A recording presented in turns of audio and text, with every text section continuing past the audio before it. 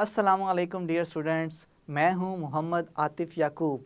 उम्मीद करता हूं कि आप सब बखैर व आफ़ियत हैं। आप लोग पढ़ रहे हैं क्लास 10th की फ़िज़िक्स और क्लास 10th की फ़िज़िक्स पढ़ते पढ़ते हमने 3 मंजिलें तय कर ली हैं। आज अपने सफ़र में हम एक नई मंजिल की तरफ सफ़र जारी रखेंगे जिसका नाम है इलेक्ट्रोस्टैटिक्स। ये इलेक्ट्रोस्टैटिक्स क्या है, इलेक्ट्रोस्टैटिक्स में हम क्या चीज़ें पढ़ेंगे, ये सब कुछ सीखने के लिए और जानने के लिए आइए चलते हैं अपने लाइट बोर्ड की जानिब।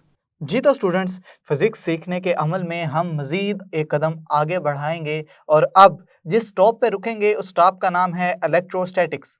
इलेक्ट्रोस्टैटिक्स क्या है, इसमें हम क्या क्या पढ़ेंगे और इसमें चार्जेस की कौन कौन सी खसूसियात का जिक्र करेंगे, ये सारा कुछ हम इस चैप्टर में पढ़ेंगे।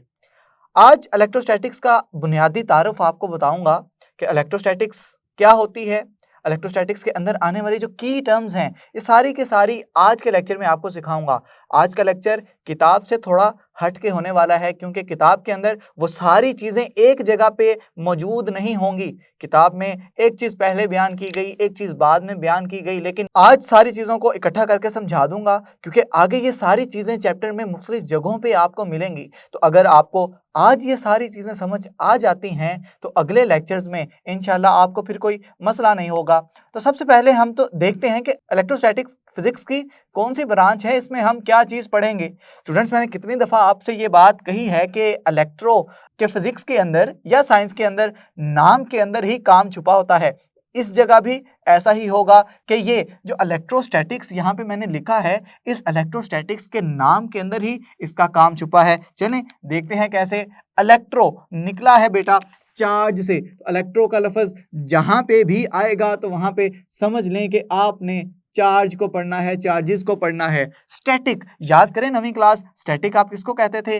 किसी भी जिस्म की ऐसी हालत जो साकिन हो, सुकून की हालत में हो, तो हम स्टैटिक्स का लफ्ज़ जहाँ पे भी आएगा उसको साकिन कहेंगे या स्टूडेंट्स क्या कहेंगे, सुकून की हालत या रेस्ट की हालत। तो अब अगर हमने यहाँ पे दो चीज़ें पढ़नी है, चार्जेस को पढ़ना है और चार्जेस कौन से, जो साकिन हों, तो इसका मतलब है कि इलेक्ट्रोस्टैटिक्स फिजिक्स की वो ब्रांच है कि जिसके अंदर हम साकिन चार्जेस का मुतालिया करेंगे। तो चलें देर की इस बात की, हम डेफिनेशन सबसे पहले लिखेंगे कि ये फिजिक्स की वो ब्रांच है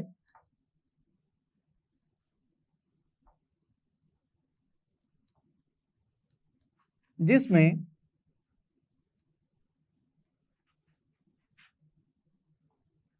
साकिन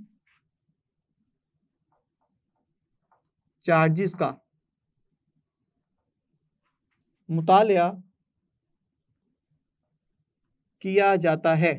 ये नहीं जी, डेफिनेशन आपके सामने आ गई। डेफिनेशन में की टर्म क्या है, साकिन, और दूसरी की टर्म क्या है, चार्जेस। स्टूडेंट्स, साकिन स्टैटिक रेस्ट की हालत क्या होती है, ये 9th क्लास में आप बड़ी डिटेल के साथ पढ़ के आ चुके हैं, तो उस पर मैं ज़्यादा टाइम नहीं लगाऊंगा। मैं ज़्यादा टाइम लगाऊंगा इन चार्जेस के ऊपर। ये चार्ज क्या है कि अगर आपसे पूछ लिया जाए कि चार्ज की तारीफ़ करें तो वो चार्ज की तारीफ़ आप किस तरह से करेंगे, चार्ज की खसूसियात क्या क्या हैं, चार्जेस की इकसाम कितनी है, चार्ज सबसे पहले किसने डिस्कवर किया, ये सारी चीज़ें आप देखेंगे आज के लेक्चर में। तो अगर आपसे पूछ लिया जाए कि व्हाट इज चार्ज, चार्ज क्या है, चार्ज की तारीफ करें, तो आप चार्ज की तारीफ कुछ इस तरह से करेंगे कि चार्ज किसी भी जिस्म की अंदरूनी खसूसियत होती है।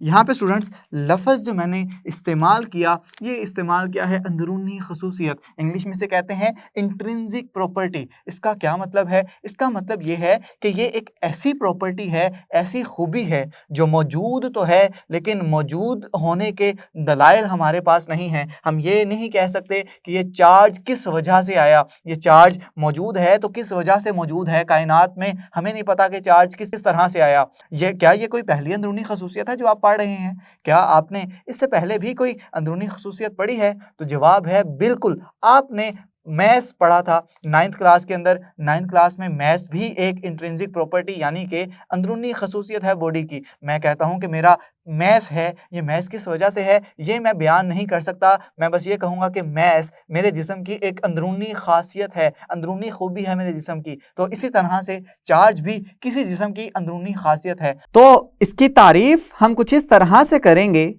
कि चार्ज किसी भी जिस्म की अंदरूनी खासियत है जिसकी वजह से वो दूसरे चार्जेस को कशिश या दफा करता है। अब मैं मैस और चार्ज को बार बार इनका ताल्लुक बना रहा हूं, तो यहां पे एक चीज याद रखिएगा कि हर चार्ज का मैस होगा, लेकिन हर मैस का चार्ज हो ये लाजिम नहीं। हम यहाँ पे ये चीज लिख लेते हैं। मैं यहाँ पे कहूंगा कि हर चार्ज मैस रखता है, लेकिन हर मैस चार्ज नहीं रखता। अगर आपको इसकी एग्जांपल दूं तो ही आपको बेहतरीन समझ आएगी। स्टूडेंट्स फर्ज करें न्यूट्रॉन। न्यूट्रॉन क्या है स्टूडेंट्स? एक पार्टिकल है। न्यूट्रॉन हम कहेंगे ऐसे पार्टिकल को कि जिसके ऊपर चार्ज कोई नहीं होता। ये चार्जेस की एग्जाम भी आगे जाके बताऊंगा। अब न्यूट्रॉन चार्ज उसके पास कोई नहीं है, लेकिन अगर उसका मैस देखा जाए तो उसका मैस होता है 1.67 ज़रब 10 की ताकत -27 केजी, किलोग्राम। तो इसका मतलब है कि उसका मैस तो है लेकिन उसके पास चार्ज कोई नहीं। तो हर चार्ज लाजमी मैस रखेगा, लेकिन ये बात लाजिम नहीं कि हर मैस के पास चार्ज हो। चलें, ये बात हमने डिस्कस कर ली कि ये चार्ज क्या है, चार्जेस किस किस तरह से आगे चलेंगे। अब स्टूडेंट्स यहाँ पे एक और चीज जो आपको बार बार देखने को सुनने को मिलेगी वो चीज है जी पॉइंट चार्ज। ये पॉइंट चार्ज क्या होते हैं ये अभी हम लोग कुछ देर में देखेंगे। पॉइंट, मैथ्स में आप पॉइंट किसको कहते हैं? एक छोटा सा नुक्ता, ऐसा नुक्ता कि जिसकी ना कोई लंबाई हो, ना जिसकी चौड़ाई हो, ना जिसकी ऊंचाई हो। फॉर एग्जाम्पल ये मैंने जो नुक्ता लगाया है आपके सामने, ये बिल्कुल एक नुक्ता है, ना इसकी लंबाई है, ना चौड़ाई है, ना मोटाई है। तो इसका मतलब ये हुआ कि इसको पॉइंट कहेंगे। चार्ज को पॉइंट किस तरह से कहेंगे ये समझ नहीं आ रहा। चलें, अगर मैं इसको अल्फाज के तौर पे समझाऊं तो शायद आप समझ जाएं, या मैं सबसे पहले डायग्राम बनाता हूं ताकि डायग्राम से मजीद समझना आसान हो जाए। फर्ज करें स्टूडेंट्स कि ये मेरे पास एक चार्ज है, ये मैंने आपके सामने एक चार्ज बना दिया। क्या ये पॉइंट चार्ज है? इतना छोटा है? जी नहीं, ये इतना छोटा है ही नहीं। लेकिन इसके साथ ही मैं एक मजीद एक चार्ज बनाता हूं अलग से, कुछ इस तरह से। ये लें जी, ये भी चार्ज पॉइंट चार्ज नहीं लग रहा। लेकिन स्टूडेंट्स अगर मैं इन दो चार्जेस को इतने ज्यादा फासले पे ले जाऊं कि जब ये चार्ज इस चार्ज को देखे तो ये इसको बहुत छोटा महसूस हो, और ये चार्ज इस चार्ज को देखे तो इसको बहुत छोटा महसूस हो। आसान लफ्जों में समझाऊं कि इनके दरमियान जो फासला है ये इतना ज्यादा हो जाए कि इनके मैसेज से बहुत कम महसूस हो, तो हम कहेंगे ये जो फासला है ये इतना ज्यादा हो जाए कि इनके जो मैसेज हैं इस फासले की निस्बत बहुत कम नजर आए, तो हम कहेंगे ऐसा चार्ज पॉइंट चार्ज है। चलें, पॉइंट चार्ज की तारीफ लिख लेते हैं कि पॉइंट चार्ज किसी भी ऐसे चार्ज को कहेंगे। चलिए मैं सबसे पहले लिख देता हूं कि ऐसे चार्जेस कि जिनके माबैन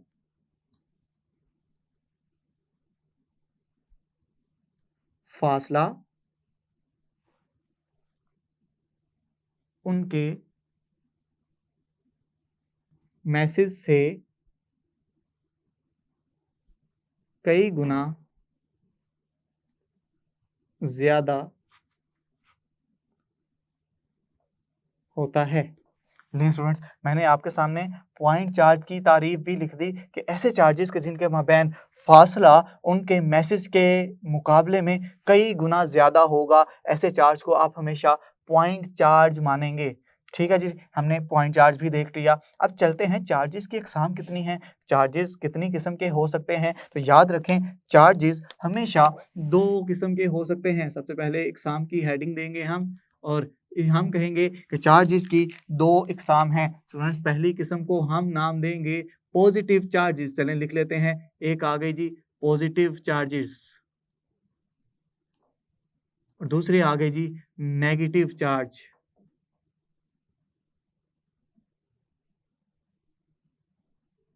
ये ले, मैंने पॉजिटिव चार्ज भी लिख दिया, नेगेटिव चार्ज भी लिख दिया, लेकिन ये किसने बताया लाजमी तौर पे कोई ना कोई साइंसदान ये बात बताए तभी हम मानेंगे। ये बात जिस साइंसदान ने बताई उसका नाम है जी फ्रैंकलिन। फ्रैंकलिन ने ये बात हमें बताई कि चार्जेस सिर्फ और सिर्फ दो अकसाम के होंगे, एक पॉजिटिव चार्ज जिसे हम मस्बत चार्ज कहेंगे और एक नेगेटिव चार्ज जिसे मनफी चार्ज भी कहेंगे। स्टूडेंट्स, आप जानते हैं पॉजिटिव चार्जेस को क्या नाम देते हैं? पॉजिटिव चार्जेस को नाम देते हैं स्टूडेंट्स प्रोटॉन्स का, और इलेक्ट्रॉन्स और नेगेटिव चार्जेस किसको नाम देंगे? नेगेटिव चार्जेस स्टूडेंट्स नाम देते हैं इलेक्ट्रॉन को। अगर आपको कहीं इलेक्ट्रॉन लिखा नजर आ जाए तो आप समझ जाएंगे कि ये नेगेटिव चार्ज है, और अगर कहीं प्रोटॉन लिखा नजर आ जाए तो आप ये बात समझ लेंगे कि इस पे पॉजिटिव चार्ज है। चलें, ये बातें हमें पता चल गई कि प्रोटॉन को हम पॉजिटिव चार्ज कहेंगे, इलेक्ट्रॉन को हम नेगेटिव चार्ज कहेंगे। स्टूडेंट, फर्ज करें मेरे पास ये एक जिस्म है, फर्ज करें ये एक न्यूट्रल बॉडी है, अभी इस पे कोई भी चार्ज नहीं है। न्यूट्रल का लफ्ज बार बार इस्तेमाल कर रहा हूं, चलें न्यूट्रल की एक्सप्लेनेशन भी समझा देता हूं। न्यूट्रल का मतलब ये नहीं कि उस पे चार्ज कोई नहीं है, न्यूट्रल का मतलब ये है कि उस पे चार्जेस का मजमुआ सिफर है। फर्ज करें मेरे पास एक जिस्म है स्टूडेंट्स, कुछ इस तरह से, ये मैं आपके सामने जिस्म बना रहा हूं, मैं इसके अंदर कोई चार्जेस बना देता हूं, 1 2 3 4। अब देखें इसके अंदर 4 चार्जेस मौजूद हैं, लेकिन अगर मैं इन चार्जेस का मजमुआ लूं तो स्टूडेंट्स ये जमा इस माइनस को कैंसिल कर देगा, ये जमा इस माइनस को कैंसिल कर देगा, यानी कि जमा और माइनस चार्ज जब भी मिलेंगे वो न्यूट्रल बॉडी बना देंगे। तो हम कहेंगे इसके अंदर ऐसा नहीं है कि चार्जेस नहीं है, इसके अंदर चार्जेस तो हैं, लेकिन चार्जेस का मजमुआ देखा जाए, नेट चार्ज देखा जाए तो वो 0 है। फर्ज करें मेरे पास इस तरह की कोई न्यूट्रल बॉडी है जिसके अंदर कोई भी चार्ज मैं शो नहीं करवा रहा, इसका मतलब है कि ये न्यूट्रल बॉडी है। अब मैं चाहता हूं कि इसके अंदर नेगेटिव चार्जेस ज्यादा करूं, मैं चाहता हूं इस बॉडी को नेगेटिवली चार्ज करूं, मनफी चार्ज दूं इसको, तो उसके लिए मुझे क्या करना पड़ेगा? मैं जानता हूं कि नेगेटिव चार्ज का मतलब है इलेक्ट्रॉन, मैं इस बॉडी को इलेक्ट्रॉन दे दूंगा। तो चलें, आपको अगर पूछ लिया जाए कि अगर किसी बॉडी को नेगेटिवली चार्ज करना हो तो उसके लिए आप क्या करेंगे, तो आप जवाब दे देंगे कि मैं उस जिस्म के अंदर इलेक्ट्रॉन दाखिल करवा दूंगा। स्टूडेंट्स, इलेक्ट्रॉन दाखिल हो गए, इसका मतलब है कि वो बॉडी नेगेटिवली चार्ज हो गई। अब अगर मैं पूछूं कि हमने बॉडी को पॉजिटिवली चार्ज कराना है, तो पॉजिटिव चार्ज हमने कहा है प्रोटॉन को, तो क्या अब इसमें प्रोटॉन दाखिल करवा दूं तो क्या ये बात ठीक रहेगी? तो जवाब है एब्सोल्युटली नॉट। ऐसा नहीं है कि हम अगर नेगेटिवली चार्ज करवाना चाहते हैं तो इलेक्ट्रॉन ऐड करवा दें, और अगर पॉजिटिवली चार्ज करवाना चाहते हैं तो प्रोटॉन ऐड करवा दें। स्टूडेंट्स, ऐसा क्यों नहीं होता? आप इस डायग्राम में देख सकते हैं कि ये न्यूक्लियस जो आपको सेंट्रल पार्ट नजर आ रहा है, इसके अंदर मौजूद होते हैं प्रोटॉन और न्यूट्रॉन, और इसके बाहर जो शेल्स हैं ये इलेक्ट्रॉन्स कहलाते हैं। अब जो प्रोटॉन्स हैं इनको न्यूक्लियस बड़ी ज्यादा फोर्स के साथ, बड़ी शिद्दत के साथ चाहता है, और ये चाहता है कि हमेशा ये इसके अंदर दबे रहें, इसके अंदर ही रहें, जबकि इलेक्ट्रॉन्स न्यूक्लियस से कुछ फासले पे पड़े हुए हैं, और इस फासले का मतलब ये है न्यूक्लियस इस पे कम फोर्स लगा रहा है। इसका मतलब ये है कि ये इलेक्ट्रॉन्स जब बढ़ते बढ़ते बढ़ते आखिरी शेल पे आ जाएंगे तो हम कहेंगे इन इलेक्ट्रॉन्स पे लगने वाली न्यूक्लियस की फोर्स इतनी कम है कि ये एक किस्म के आज़ाद तस्वुर किए जाते हैं कि जैसे ही इनको कहीं से थोड़ा सा रास्ता नजर आएगा ये यहाँ ये जगह छोड़ के उस रास्ते पे निकल जाएंगे, यानी कि ये अपना ये वाला घर यानी ये न्यूक्लियस छोड़ के किसी और जगह पे चले जाएंगे। अब इसका मतलब ये है कि अगर मैंने किसी जिस्म को पॉजिटिवली चार्ज करवाना है तो उसमें प्रोटॉन्स नहीं दाखिल करवा सकता, क्योंकि प्रोटॉन्स का किसी भी न्यूक्लियस से निकालना मुश्किल अमल है। उसमें मैं क्या करूँगा, हम जानते हैं कि इलेक्ट्रॉन्स क्या है, नेगेटिवली चार्ज, तो मैं उस बॉडी से इलेक्ट्रॉन्स निकालना शुरू कर दूंगा। अब चूंकि वहाँ पे इलेक्ट्रॉन की कमी हो गई, इलेक्ट्रॉन्स निकलना शुरू हो गए, नेगेटिव चार्जेस निकलना शुरू हो गए, तो मैं कहूँगा कि अब ये बॉडी पॉजिटिवली चार्ज हो गई है। फर्ज करें कि मेरे पास यहाँ पे ये न्यूट्रल बॉडी है, यहाँ पे 2 प्रोटॉन और 2 इलेक्ट्रॉन पड़े हुए हैं, मैं चाहता हूँ इसको पॉजिटिवली चार्ज करवाऊँ, तो मैं यहाँ से इलेक्ट्रॉन्स निकालना शुरू कर दूंगा। ये नहीं जी, मैंने यहाँ से एक इलेक्ट्रॉन रिमूव कर दिया, एक इलेक्ट्रॉन रिमूव हो गया, इसका मतलब है ये वाला प्रोटॉन इस इलेक्ट्रॉन से मिलेगा तो न्यूट्रल हो जाएगा। अब बचेगा मेरे पास सिर्फ और सिर्फ ये वाला प्रोटॉन मिला के इसको पॉजिटिवली चार्ज करवा देगा, और अगर मैं ये वाला इलेक्ट्रॉन भी इधर से निकाल दूं तो ये इलेक्ट्रॉन के निकलने से आप देख सकते हैं कि बॉडी अब कंप्लीटली पॉजिटिवली चार्ज हो गई, बॉडी पे पॉजिटिव चार्ज बच गया। तो इसका मतलब ये है कि अगर आपने किसी बॉडी को नेगेटिवली चार्ज करवाना है उसमें इलेक्ट्रॉन दाखिल करवा दें, और अगर पॉजिटिव चार्ज बनाना है तो उससे इलेक्ट्रॉन वो वापस खींच लें, उसमें से इलेक्ट्रॉन जितने ज्यादा पड़े हुए हैं वो इलेक्ट्रॉन्स आप निकालेंगे, तो जितने इलेक्ट्रॉन्स निकालेंगे उतने गुना उस पर पॉजिटिव चार्ज आ जाएगा। तो अभी ये डिस्कशन जितनी की है ये जहन में रखें। चलें, अगर ये चीज़ें आपको समझ में आ गई हैं तो हम इलेक्ट्रोस्टैटिक्स के बुनियादी असूल पढ़ लेते हैं। तो हम यहाँ पे हेडिंग देंगे इलेक्ट्रोस्टैटिक्स के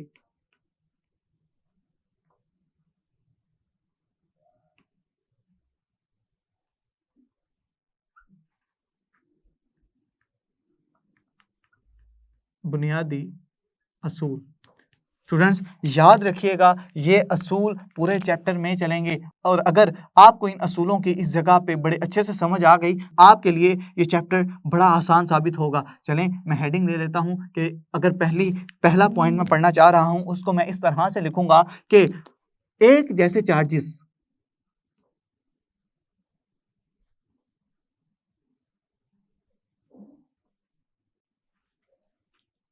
एक दूसरे को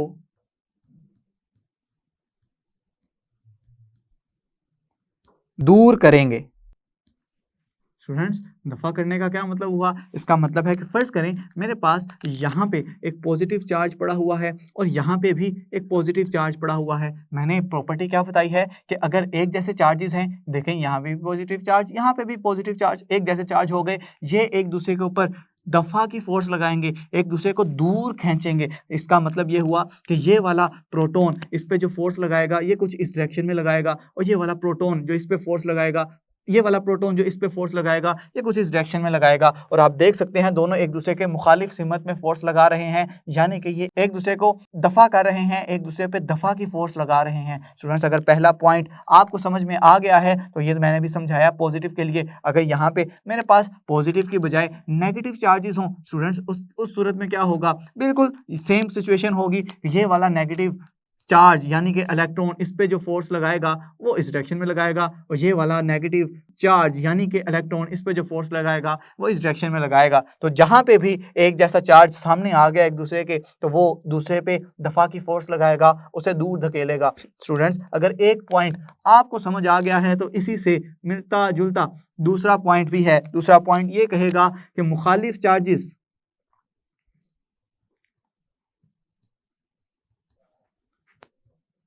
एक दूसरे को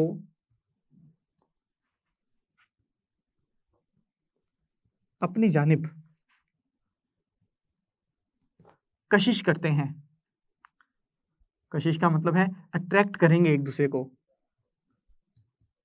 स्टूडेंट्स, ये मैंने आपके सामने लिख दिया। अगर इसको भी डायग्राम से समझना है तो मैं आपके सामने डायग्राम बना देता हूं। अब चूंकि मुखालिफ चार्जेस हैं, मुखालिफ चार्जेस का मतलब ये है कि अगर यहाँ पे पॉजिटिव चार्ज पड़ा हुआ है और यहाँ पे नेगेटिव चार्ज पड़ा हुआ है, तो जो नेगेटिव चार्ज पॉजिटिव चार्ज पे फोर्स लगाएगा ये अपनी जानिब फोर्स लगाएगा, तो पॉजिटिव चार्ज इस जानिब खींचा चला जाएगा, और ये जो पॉजिटिव चार्ज नेगेटिव चार्ज पे जो फोर्स लगाएगा ये अपनी जानिब खींचेगा और ये इस जानिब खींचा चला आएगा। स्टूडेंट्स, ये फोर्सेस की मैंने डायरेक्शंस भी आपको शो करवा दी। तो इसका मतलब है कि मुखालिफ चार्जेस एक दूसरे की जानिब खींचे चले आ रहे हैं, एक दूसरे को कशिश कर रहे हैं, एक दूसरे पे कशिश की फोर्स लगा रहे हैं। अगर ये दो पॉइंट्स आपको समझ में आ गए तो तीसरा रूल इन दोनों से बहुत ही ज़्यादा मुखालिफ है, इन दोनों के बहुत ऑपोजिट है। ये दोनों पॉइंट उसमें नहीं आएंगे, लेकिन वो रूल इस पूरे चैप्टर का बुनियादी असूल है, और इस असूल से आप इस चैप्टर के 2 या 3 जो आर्टिकल्स हैं वो अच्छे से समझ सकेंगे। स्टूडेंट्स, वो ये कहता है कि कोई भी चार्ज्ड बॉडी हो, फर्ज करें पॉजिटिवली चार्ज बॉडी है या नेगेटिवली चार्ज बॉडी है, वो हमेशा न्यूट्रल बॉडी को अट्रैक्ट करेगी। न्यूट्रल बॉडी यानी कि जिसके ऊपर नेट चार्ज 0 है उसको अट्रैक्ट करेगी। ये बात समझ नहीं आ रही कि एक बॉडी चार्ज है, वो दूसरी बॉडी जिसके ऊपर चार्ज ही नहीं है किस तरह से कशिश करेगी उसको। चलें, अभी हम ये रूल लिखते हैं, उसके बाद समझते हैं। मैंने कहा कि अगर एक चार्ज बॉडी है, एक चार्ज जिस्म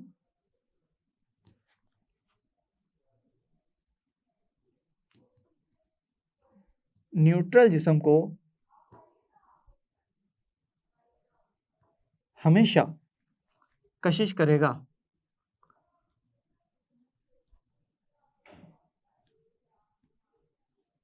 ये ना स्टूडेंट्स, मैंने आपके सामने रूल लिख दिया। अब चलें समझने की बारी आई है, तो चलें हम समझ भी लेते हैं। फर्स्ट करें, मेरे पास ये एक बॉडी है जिसके ऊपर पॉजिटिव चार्ज फैला हुआ है, हर जगह पे पॉजिटिव चार्जेस हैं इसके पास, और इसके पास एक दूसरी बॉडी पड़ी हुई है स्टूडेंट्स जो कि न्यूट्रल है। न्यूट्रल का मतलब ये है कि इसमें जितने पॉजिटिव चार्ज हैं उतने ही नेगेटिव चार्ज हैं। फर्स्ट करें, इसके पास कुछ इस तरह से चार्जेस की डिस्ट्रीब्यूशन है स्टूडेंट्स, इस तरह से चार्जेस की डिस्ट्रीब्यूशन पड़ी हुई है। चार्जेस जो तकसीम हुए हैं कुछ इस तरह से तकसीम हुए हैं स्टूडेंट्स। अब यहाँ पे क्या चीज़ होगी, क्या अमल होगा स्टूडेंट्स? यहाँ पे क्या होगा, ये जो पॉजिटिव चार्ज हैं इनमें मौजूद नेगेटिव चार्जेस को अपनी जानिब खींचेंगे। किस वजह से? इस दूसरे रूल की वजह से। दूसरा असूल ये कहता है कि मुखालिफ चार्जेस एक दूसरे को अपनी जानिब कशिश करते हैं, तो ये पॉजिटिव चार्ज कोशिश करेगा कि इसमें मौजूद इलेक्ट्रॉन्स को अपनी जानिब खींचे। अब जब ये अपनी जानिब खींचेगा तो ये सिचुएशन कुछ इस तरह से दिखाई देगी स्टूडेंट्स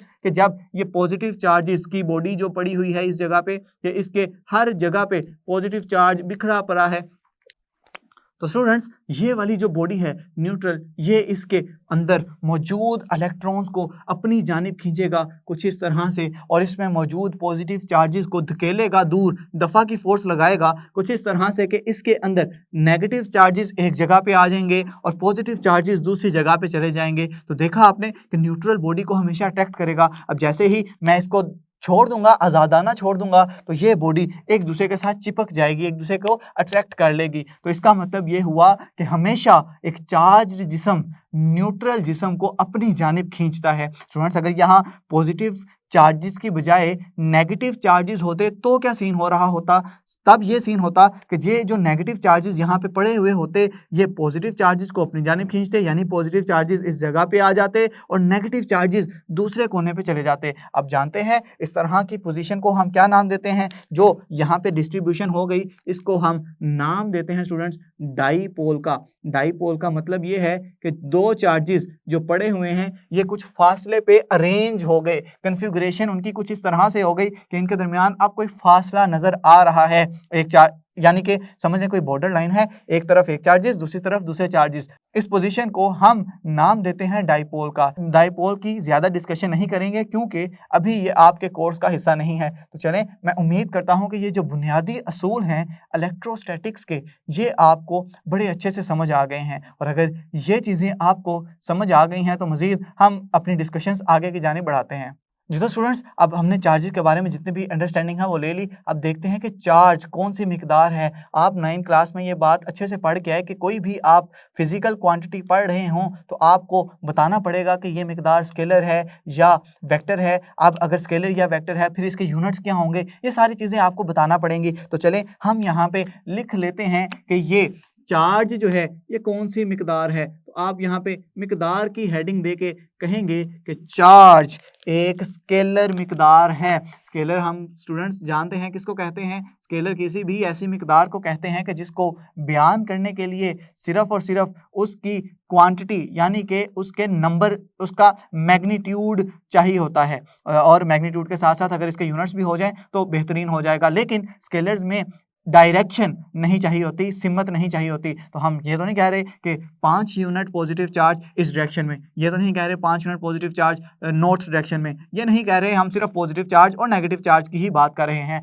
अब अगर स्केलर अगर आपको पता चल गया तो आपको पता होना चाहिए कि इसके यूनिट क्या हैं। स्टूडेंट्स याद रखिएगा कि चार्ज के बहुत सारे यूनिट्स हैं, लेकिन जो SI unit, system international unit, हम यहाँ पूरे चैप्टर में इस्तेमाल करेंगे, उसको नाम दिया जाता है कूलम का, और कूलम को लिखते हैं कैपिटल C के जरिए, और ये नाम रखा गया साइंसदान चार्ल्स कूलम के नाम पे। ये चार्ल्स कूलम क्या था ये हम इस चैप्टर में आगे जाके देखेंगे। अभी सिर्फ याद रखिएगा कि जो चार्ज का नाम है ये साइंसदान चार्ल्स कूलम के नाम पे रखा गया। स्टूडेंट्स अगर ये चीज़ें आपको समझ आ गई तो चलें अब देखते हैं कि ये चार्ज हम सारा पढ़ रहे हैं, हमने ये देखा पॉजिटिव चार्ज हैं, नेगेटिव चार्ज हैं, हम किस तरह से न्यूट्रल बॉडी को पॉजिटिव चार्ज कर सकते हैं, किस तरह से न्यूट्रल बॉडी को नेगेटिवली चार्ज कर सकते हैं, ये सारे के सारे हम पढ़ेंगे कि हम चार्जिंग के अवामिल कौन कौन से हैं। तो चलें यहाँ पे हम हेडिंग दे देते हैं कि चार्ज करने के अवामिल।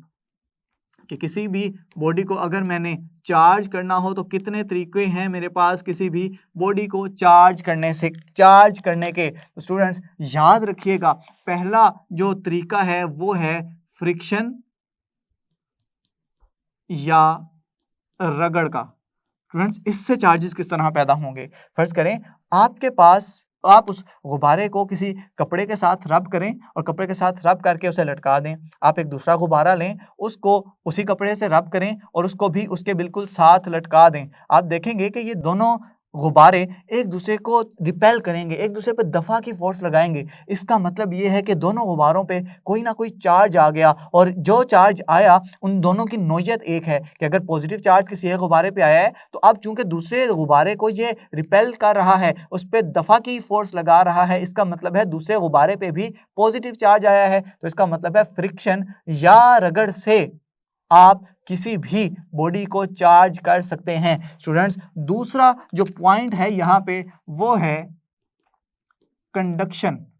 कंडक्शन आप 9वीं क्लास में भी पढ़ के आते हैं। 9वीं क्लास में आप कंडक्शन पढ़ते हैं एनर्जी ट्रांसफ़र में, कि जब एनर्जी एक जगह से दूसरी जगह मैंने पहुंचानी हो तो कंडक्शन करनी पड़ती है मुझे। कंडक्शन से एक जगह से दूसरी जगह एनर्जी ट्रैवल कर सकती है। अब कंडक्शन यहाँ पे क्या मुराद ली जाएगी? स्टूडेंट्स फर्ज करें मेरे पास ये एक बॉडी है और ये एक न्यूट्रल बॉडी है, और ये मेरे पास जो बॉडी है ये चार्ज बॉडी है। फर्ज करें इस पर पॉजिटिव चार्ज है, मैं चाहता हूँ ये बॉडी भी पॉजिटिवली चार्ज हो जाए, तो मुझे क्या करना पड़ेगा? मुझे इस चार्ज बॉडी को इस न्यूट्रल बॉडी के साथ टच करना पड़ेगा। जैसे ही ये इसके साथ राबते में आएगी, इन कांटेक्ट आएगी, तो ये अपना कुछ चार्ज इस न्यूट्रल बॉडी को दे देगी, जिसकी वजह से ये न्यूट्रल बॉडी, पहले इस पे कोई चार्ज नहीं था, अब इस पे कोई ना कोई चार्ज आ गया। तो देखा आपने किस तरह से आप कंडक्शन के जरिए एक न्यूट्रल बॉडी को आप चार्ज करवा सकते हैं। स्टूडेंट्स तीसरा जो प्रोसेस है और ये इंतहाई अहमियत का हामिल है, उसको हम नाम देते हैं इंडक्शन का। इंडक्शन स्टूडेंट्स ये कंडक्शन से मिलती जुलती है, लेकिन इसमें सिर्फ एक फ़र्क है।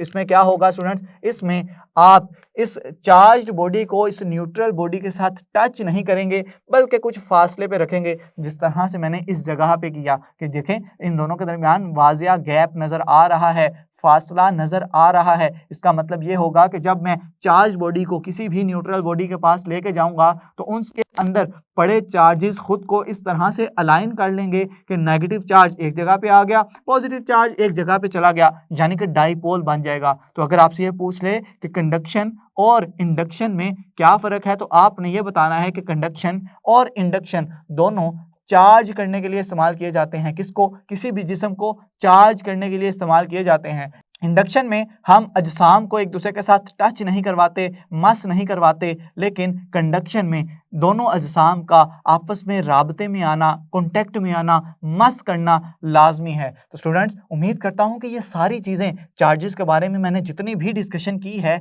आपको इसकी बड़े अच्छे तरीके से समझ आई होगी। अब इन चीज़ों को आपने अपने दिमाग में अच्छी तरह से बिठा लेना है ताकि आपको ये चीज़ें कहीं भी लिखी हुई नज़र आए, आपको इंडक्शन लिखा हुआ नज़र आए, आपको कंडक्शन लिखा हुआ नज़र आए, आपको फ्रिक्शन लिखी हुई नज़र आए, तो आपको पता चल जाए कि ये किसी भी बॉडी को चार्ज करने के तरीके हैं। आपको अगर पॉइंट चार्ज लिखा हुआ सामने आ जाए तो आपको पता चल जाए कि पॉइंट चार्ज किसको कहते हैं। तो स्टूडेंट्स ये सारी बातें जहन में रखिएगा। आइंदा लेक्चर से हम अपने चैप्टर का बाकायदा आगाज़ करेंगे। अब उम्मीद करता हूं कि आपको इलेक्ट्रोस्टैटिक्स के बारे में पता चलना शुरू हो गया है। इलेक्ट्रोस्टैटिक्स हमने देखा ऐसी ब्रांच है फिज़िक्स की कि जिसके अंदर हम साकिन चार्जेस का मुताला करेंगे। चार्जेस क्या होते हैं, चार्जेस किन किन खसूसियात के हामिल होते हैं, चार्जेस की अक़साम कितनी हैं, ये सब कुछ हम सीख चुके हैं आज के लेक्चर में। चार्जेस के बारे में मज़ीद डिस्कशन जारी रखेंगे अपने आइंदा आने वाले लेक्चर्स में। तब तक के लिए अपना बहुत सा ख्याल रखें, अपने से ज़्यादा दूसरों का खुश रहें, खुशियाँ बांटें। अल्लाह हाफिज़।